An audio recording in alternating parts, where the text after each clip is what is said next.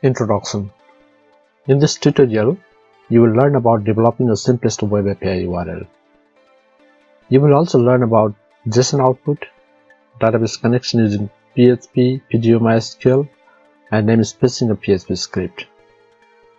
In all of the examples, the API will simply return the latest version number of your application.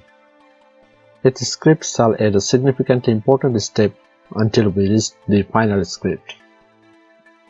Simplicity. Let us talk about the simplicity of the API URL. Why is it so simple? Because it works as a true web API.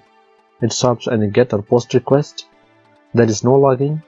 There is no authentication. It is too fast. It can be modified easily.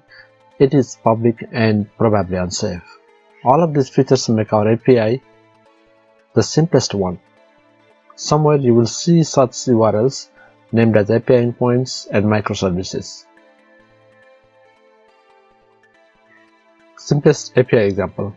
The simplest form of an API is a flat text file called version.txt. Browse the content of this file as a web API URL. There are no preprocessors, no logging, no verification, and of course, it works using GET or POST request methods. It is the fastest possible API example.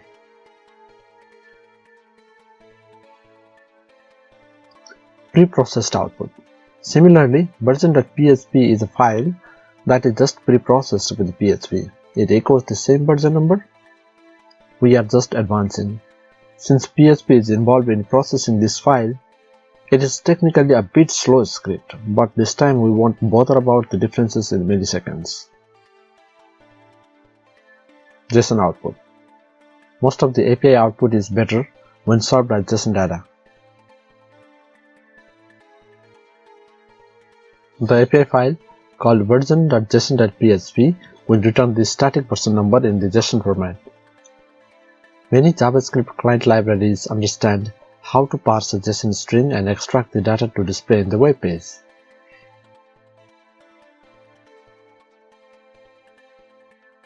Database-driven version number. We are gradually improving it to serve the same content using the database. This time, if you have released multiple version numbers, there is a sorting logic to choose the latest one. Here the connectivity is done through the PHP PDO MySQL driver. Namespaced. Now let us introduce a proper namespace called API for this script and put it in API folder. This is our final script, which is very simple and serves as our API.